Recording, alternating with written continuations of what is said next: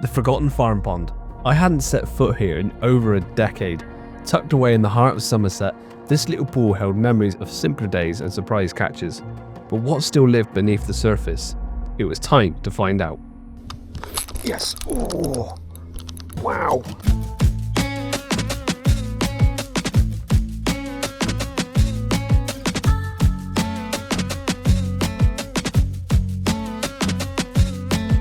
Now when I say forgotten farm pond, what I mean by that is I've forgotten about it. This place hasn't been abandoned by anyone, it's still always been a fishery, but I haven't fished here in years. I hadn't even seen the place in years. I used to fish this place quite a bit when I was younger. It was local. I used to cycle here sometimes after school, sometimes on the weekend with my mates, fill our pockets with some dog biscuits from home, come here just to get them feeding on the top. And that's why I've returned to here, because I haven't fished here for a very long time. So yes, the YouTube title is maybe very clickbaity in the forgotten farm pond, but it is true. And I've already found some fish on the top.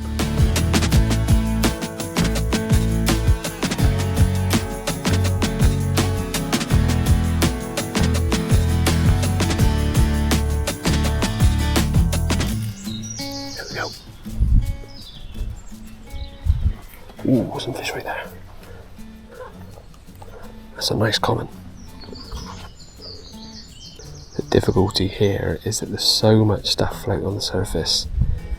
Your line gets stuck in it, and also they're not feeding on that, understandably, but it looks very similar to my bread. So it's trying to get one on their nose without them freaking.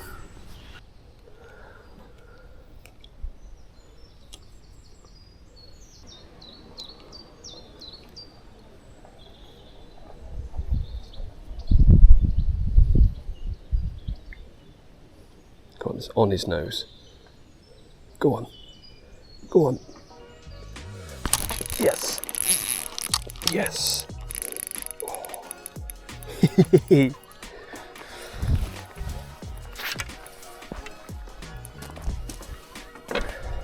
Good old bit of bread. Just managed to drag it back through all this stuff on the surface until it was literally on his nose. And although it's completely masked by all the stuff that's on the surface here, it must have just been below the surface more than all the rest of the stuff on the top. And he thought, ooh, a nice free bit of bread. And he's nailed it.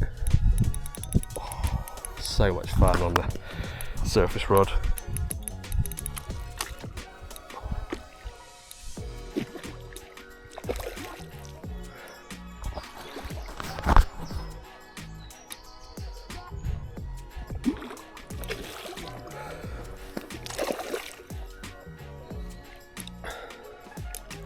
Try not to net all of this stuff, it's grim.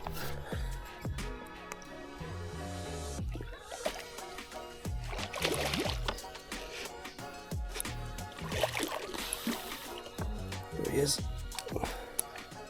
And again, first of the day. Well, now that I've got one in the net, of course the swim has been spooked a little bit, so I've got a bucket of mixers, and although I love catching my free line bread, they've pushed off a bit, so I'm going to start trickling in some mixers now.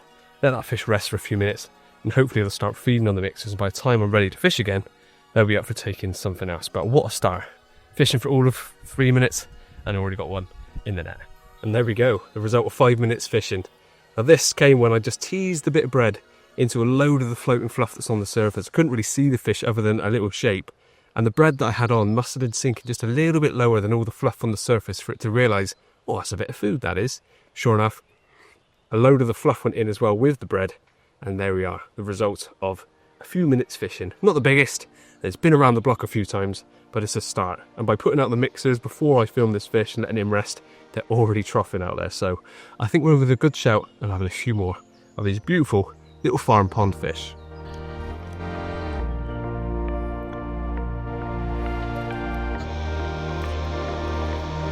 Oh.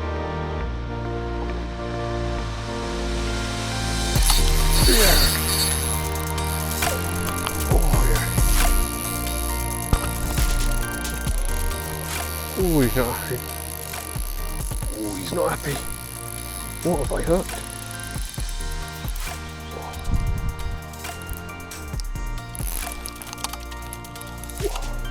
Trying to get under that tree.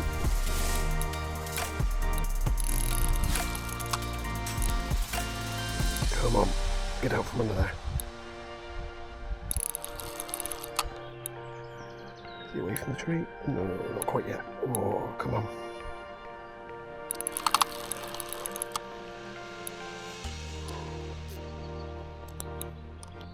This bit of bread had barely any life left in it. It was sinking as soon as it hit the water. Saw it drift and sunk just in front of this fish. And just saw the line twitch, so I struck and we're in. Nice comment.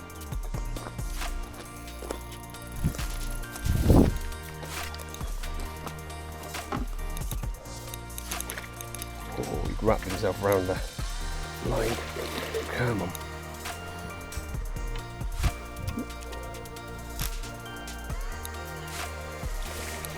Come on.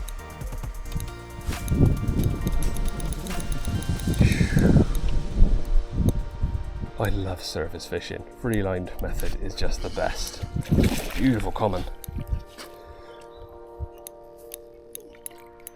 This time.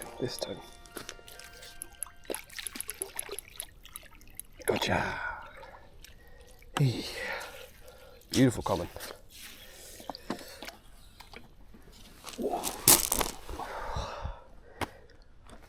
Oh, my knees are gone. Look at that angry common.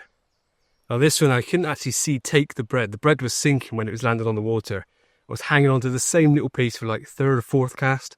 Landed just in front of two fish, sunk below the surface. I was just watching the line on the surface and just sort of think a little bit like that, struck, and this thing erupted. And he gave one hell of a scrap. Massive run to start with, going towards the trees. See if we get that dorsal to come back up. Angry little fish. I say little, it's bigger than the first one, and probably, I don't know, around the 16, 17 pound mark. On my dedicated surface rod, straight through to a hook with a bit of bread. It is so much fun. If you've never done free line surface fishing, or any kind of really basic carp fishing with lighter tackle, give it a try, because this is such good fun. And this is what I remember of this place. Good fun on the surface, hard fighting fish, and a real variety. So quite a different coloured mirror to start with. This golden looking common, really lean and powerful, and I've seen some ghosties swimming around out there as well, which I forgot there's quite a good few in here. Oh, such good fun. Let's get you back. Thank you, mister, and continue enjoying my return here. There we go, 2 fish in probably an hour and a half fishing. The second fish was a bit harder to come by, and with this sort of fishing, when you're focusing on what the fish are doing, cast to them, you lose track of time. Before you know it, you've been stood in the sun for a good hour or two. So I'm taking a second, sit in the shade, cool down a little bit. I've reapplied the sun cream as well, and just making sure that I've got my energy levels back up. And that leads me on to the sponsor of today's video, which is Holy Energy. Now, I know I've spoken to you loads of times before in the past about the energy drinks that they have and how they get me through my day, whether it's long sessions on the bank like this or after a rough night's sleep with Lily waking us up in the night. But these ones, the one I'm actually having today, is one of their hydration drinks. Perfect for a hot day like this, because not only are you drinking 500 ml of water, but these drinks are packed full of minerals and electrolytes. So my body thanks me, but also they taste really good. The one I'm having today is actually one of their new flavours. This is guave or guave. I never know how you pronounce that word. But there's also another one which is watermelon flavour, which I had yesterday. I've also got the tub with me today. So once I finish this, I'm going to top that up with watermelon, which is super refreshing. So if you like your flavour of watermelon or guave, I think that's correct, then you will enjoy these. If for whatever reason those flavours I've listed today aren't your cup of tea, don't worry, because the starter set deluxe is probably the perfect thing to go for. Stacks of different flavours of their best-selling iced teas, hydrations and energy drinks, and it comes with a free shaker like this. And once you've found a flavour that you like, you can then buy a tub of it if you wish. Much more cost effective, loads of them in the tub, and everything is recyclable or reusable, so it's better for the environment as well. So if you want to get involved in Holy, who have been a massive support for the channel, use the code you're seeing on the screen right now. Code MBF5 will give you £5 off your first order, and code MBF will give you 10% off all orders after that. Cheers, Holy. Go catch some more fish. Once refreshed, I got back to my swim and started fishing once more, repeatedly putting out mixers to get the fish feeding more confidently, and eventually, after a couple of hours trying, I finally hooked into another one. There's one coming. Come on, keep going this way. Keep coming. That's it. Right. That's it. You're going straight for it. Go on. Yes.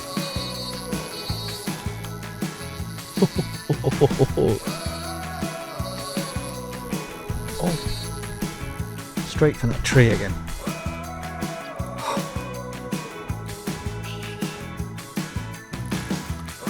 know what you're trying to do. Oh, it's come off. I had to keep it tight because he was trying to go under that tree. Gutted. Feeling wounded and most of the fish from this swim having pushed to the far bay, it was time for a move. Well, whilst we're between bites, I thought it'd be a good time to get back in the shade and tell you exactly what it is that I'm using today setup-wise. It's pretty simple, but it's great fun when you are catching fish. So to start with, the reel is a little Daiwa Whisker SS2600.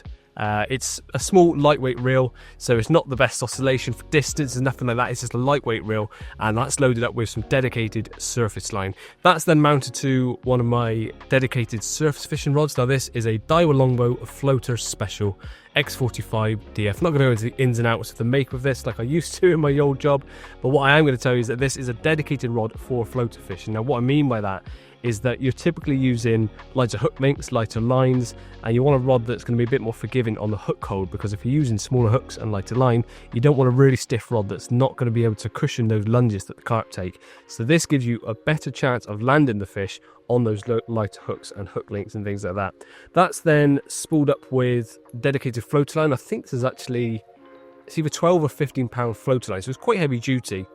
But that's normally the main line. Then that goes down to a hook link material, which is typically lighter than what your main line is, because the fish may be wary. You also want to have a lighter hook link because in the eventuality or an unfortunate event of a crack off, something like that, you want the lighter line to break first, get everything back bar what you've lost the other end. So that's the two main reasons you use lighter hook link over main line. But as I've said already, I'm using a free line method. Now what that means is there's no float, nothing like that. It's just all the main line straight down to a hook. Now hopefully that focuses. You can probably barely see that, but that is quite a big hook. You can barely see it. There we are. Quite a big hook. Now the reason for that, there's a couple of reasons, is I'm using good old bread. Now to keep the bread from falling off, there's a couple of different things you can do. The first thing is the hook size used. Of course, the bigger the hook, the more surface area that hook is grabbing onto, the less likely that bread's going to fall off. So that's one of the reasons for a bigger hook. The second reason is because I can get away with a bigger hook, because that's wrapped with bread and you can't see it, I'm more likely to land the fish. I've got quite strong main line. That hook is masked, so it's not going to be in the way. The fish aren't going to see that hook.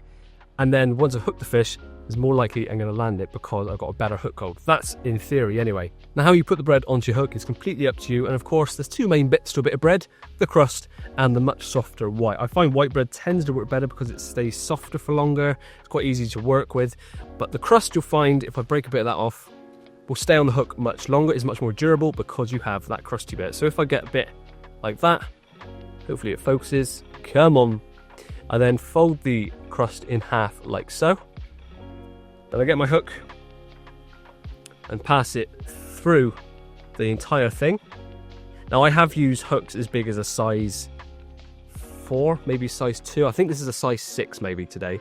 So I've passed the hook all the way through, like so. So that crust is now on the main line. But then you twizzle it and push it back through, so you're then hooked into the crust. Now you may think, oh, but the hook's completely masked by the crust there. As soon as that goes in the water, it gets so soft. As soon as the fish sucks that in and you strike, that hook is flying out of that bread, even if you're in quite a tough bit of crust. That will stay on the hook a bit longer, but I do find it's not as aerodynamic, as you can see. So if I take that bit of crust off, chuck that to the side, and I'll get a bit of white.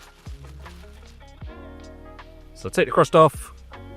If you've done this before, you don't need to watch this bit. It's just if those of you that have never freelined before, and these are some of the questions you may think are silly, I'm telling you now, because it took me a while to realise what to do. I've just dropped my hook, let's get that back. Pop that there. Now, with the white, the softer bit, what I tend to do is get a square or a slab of that sort of size, fold it in two, and then I pinch the middle so it's quite firm like that. So it's squashed in like so. That is then where I pass the hook through, just like I did with the crust. Push it all the way through, out the other side, so it's then running on the line like I did with the crust. And then I pass it back into bread. Now that is now held in place quite nicely, but the white is much softer. If you're fishing close in, yes, you could lower that off the rod tip, but typically if I'm doing this, I want to get a bit more distance. The white tends to soak up more water, so you want to make sure it stays on the hook. So all that excess you've got around the side, like that, I pinch round and squidge together above the hook. Now what this does if you have a look there, come on camera, you'd think I was a cameraman for all of 2 days at this rate. There you can see I've made more of a teardrop shape. Now it may not look that much aerodynamic, but believe me, that flies out a lot better than a square bit of crust that's hitting the wind and not flying very far. But that will stay on for a cast. You will find that the whites of the bread tends to expand once it hits the water. It loosens off from where I've just pinched it like that. If you pinch it too much, it will sink, which actually today I have had a bite on a bit of bread sinking. So play with floating crust, floating white, or just slow sinking bread, that's up to you. But there's one last seam to give it a bit more distance if you need it to. Quickly dunk that in the margin, not too long, you don't want to soak up too much water. And let a little bit of water in there, gets it wet, gets a bit heavier, cast it out, and you're good to go. It can be frustrating, the white of the bread, or the bread might fall off quite a lot. But this, presentation-wise, I mean, can you see the hook there? I can't. And once a fish comes along and sees that, they snaffle that bit of bread in, and then it's too late, normally. So, that's ready to go. I'm going to go back fishing. There you go, that's fine.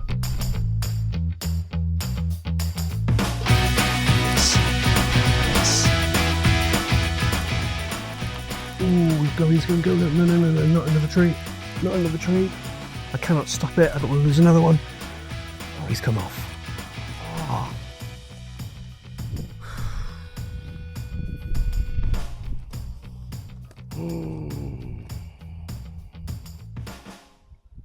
Oh, that's annoying. 2 lost fish on the bounce is never nice. I can't let them get under those trees. And he was beelining for it.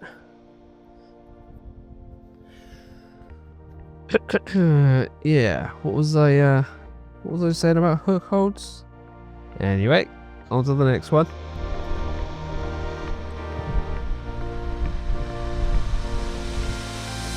Yes. Oh. Wow. I couldn't make sure. I saw something swipe at it, but I thought it was a little roach taking it. So I left it. And thinking that he'd taken the bread off the hook while he's on the branch. But then the line just smacks. Well, you saw. It's almost like a pike hit. We've got a little fish here. Not very big, but after 2 lost fish, I really want to get this one in.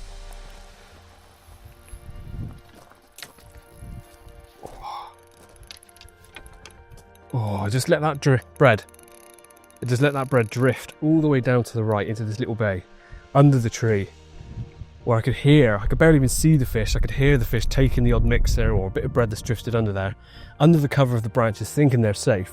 So I let this drift down. It went under the branch. I was just tweaking the line every now and then, just to make sure it sort of went through the branches and under. And this thing has just snatched on. And like I said, it's not very big. I've seen it, but great fun. Great fun. And I love it when you trick a fish like this, a wary fish that thought he was being clever, and it was being clever. It wasn't putting himself into any dangerous situations, keeping himself safe under the tree. And that is fish number 3 in the net. Great fun. Yes, small but made me happy. And there's the result of that frantic few minutes. And as beautiful as this fish is, I'm actually more happy about the way that I caught it, because this fish was underneath the tree. There may have been others taking the odd mixer or a bit of bread that drifted under, thinking they were safe. And they were, until I heard that slurping sound. I thought, let's let my bit of bread just drift under that tree. Sure enough, it went under, and this fish snaffled it. And actually pulled it out from under the tree that I lost the last one. So a bit of redemption. That's 5 bites, 3 landed. And this thing is perfection in miniatures. Keep it that way, you wriggly thing. Look at that. Beautiful common, lovely colours on it. And very, very welcome, after losing 2 fish, to get one on the bank. Let's get this little guy back, see if we can find another opportunity. Now this was a perfect example of what I was talking about earlier. Wrapping the bread around the hook, dunking it quickly to add some weight, and casting it as far as I could, giving me those extra yards I needed to reach where the fish were hiding. Fish behind it, fish coming, fish coming. Can't see it. He's touched the line. There it is. Yes. Go get the other side of that tree. Oh, right under that tree. This is how I normally lose them. Come on, get out from under there. Get out. I think we're clear of the tree. Yes. Whew. I thought that'd be a bite because that was bang on where the fish were.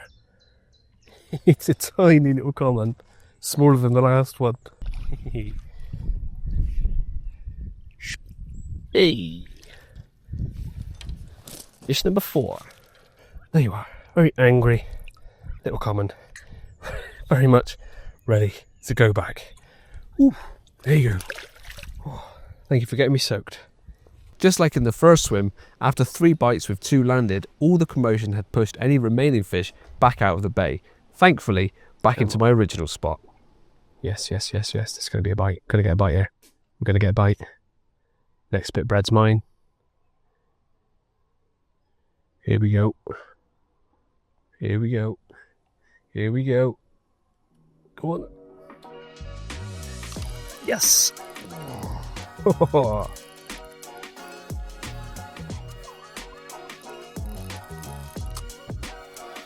That feels good.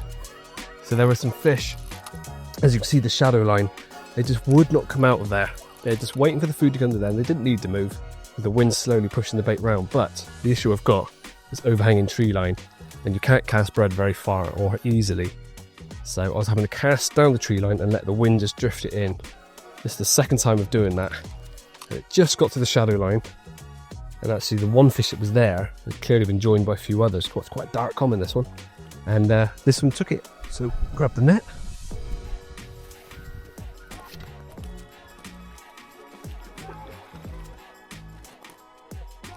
Oh, it's a gorgeous colour. Come on, mate. He's in. Nearly lost it at the net, but he's in. Happy days. Again, no monster, but you'll agree with me when you see this. That is irrelevant. Look at that, beautiful little common. Dark black eyes, chestnut colours. Oh, what a beautiful fish. Look at that. Very happy with that one. Cool little mouth, like tiny mouth. And that's why I sort of waited a little bit, because some of the fish in here, some of them are a bit older and don't have the best mouths, and some are just like this, where they just have really small mouths. So you got to wait for them to properly suck the bait in and not just engulf it because they don't have big mouths. And this one sat on the spot, slurped a few times, till eventually I saw all of the bread disappear. Well, here's the result. Beautiful, beautiful common. And that's going to round up my trip here. I'd love to stay on, and who knows, I may cast around a few more times, but this was only a short session between dropping my daughter off at nursery and getting her later on. So a very happy angler going home, and probably a household that's not so happy when they smell daddy, because I stink. But I've had a lovely day, and that is one beautiful, beautiful fish. Lovely. Sometimes when you return to somewhere that you have a lot of nostalgic love for, it doesn't quite live up to the expectations, but I'm glad to say that today has exceeded it. I've had a really good session, caught some lovely fish, unfortunately lost a couple as well, but all of them on one of my favourite methods possible, which is free lining tactics. You feel everything, it's such a raw form of fishing for the carp, you see everything as it happens, so exciting. And also I've got a lot of memories of this place, fishing it when I was a lot younger with my mates. I think one of the first ever sessions where I collab with another channel was back at the landing net here, and I think we were 14, 15, something like that. So I really have fished here for a very, very long time, and I've thoroughly enjoyed my session, which is the main thing. Caught some lovely fish, enjoyed the nostalgic trip, and I hope you've enjoyed it too. Maybe you've learnt a bit more about how to free line, how to set things up with using simple tactics of a hook on the line with some bread. And yeah, I've thoroughly enjoyed it. Whether I'll be back anytime soon, I don't know. I've got lots of plans going forward. As you would have saw previous videos, I've been fishing in Sweden, and I've got lots more planned going forward. So if you like this video and you want to see much more, please do subscribe if you haven't done so already. I'm aiming for 50,000 subs this year, and at the point of filming this, I'm almost at 40,000. So still a long way to go, but with your help, it is achievable. I'll see you in the next one.